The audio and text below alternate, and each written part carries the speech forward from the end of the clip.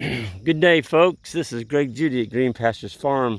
Today I'm up by Charlottesville, Virginia, actually visiting my brother-in-law and sister's place, and we're going to be talking a little bit today about frost-free water tanks. This is one that my brother-in-law is putting in.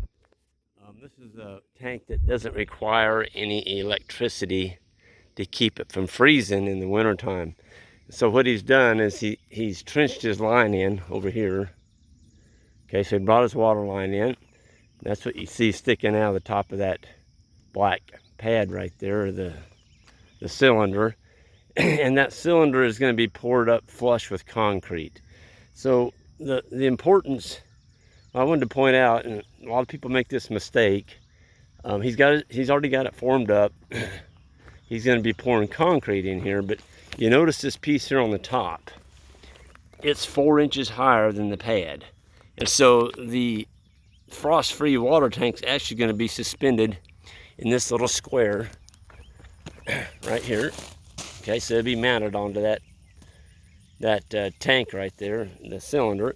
And that cylinder it works like a kind of like a cellar. It's got heat coming up through it in the wintertime from the ground, and that keeps this pipe, because see, this pipe will be like this, running right up the middle. And so the heat of the ground keeps that thing from freezing. And plus the tank he mounts on here, it's insulated as well. And this is a pretty good system for smaller herds. You know, if you got, let's say 50, 60, maybe 70.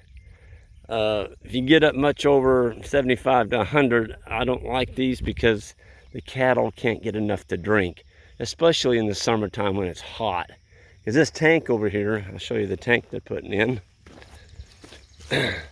Now this one actually holds, I think this is actually like a 40 gallon. That's a pretty good sized tank. It's got 2 holes in it, and there's a ball. See those balls in there? That ball actually rises up and seals that hole on each side, and that keeps the air from getting to the water and freezing your water. The cows can't really tear that up. If you're not using the tank, you can drain it by just pushing. There's a little rubber cork there. You push that cork in, you drain the water out of your tank. They are really, really durable. And I was going to tell you, folks, there are some programs for you young folks just starting out. You don't have a lot of money. You want to get some water out on your farm. There are some programs out there. And you can go into your local NRCS, which is the Natural Resource Conservation Service.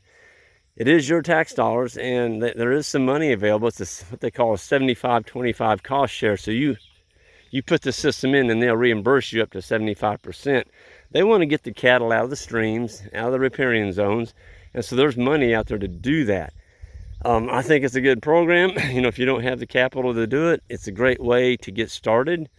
And you know, you might as well use those assistant dollars. Don't get married to it, but starting out, by golly, it's a good way to get your feet off the ground and get some good water out to your animals as well. I think they also pay some on the fencing as well. So yeah, check it out. Go to your local NRCS. There's a district in every county, pretty much through the whole United States. And it's your money. And this is a good practice to get animals out on the land. You notice he put his water up here on this hill. That's a great idea. Don't ever put your water tanks, you know, down in the trees or down in a valley. You always put your water up on the hill. That way your gravity, which, you know, your water point is it's a magnet. It's a magnet for manure and urine. And so if you put it up on a hill, it's going to draw animals to it. All those nutrients can actually use gravity to run downhill. If you put it to the bottom of a hill, well, you can't get the nutrients back up to the top of the hill. So always put your water on top. Plus it drains better. And this is going to be a concrete pad here, folks. So the cattle can walk up there and get a drink. They're not going to tear up. It's not going to be a mud pit around here.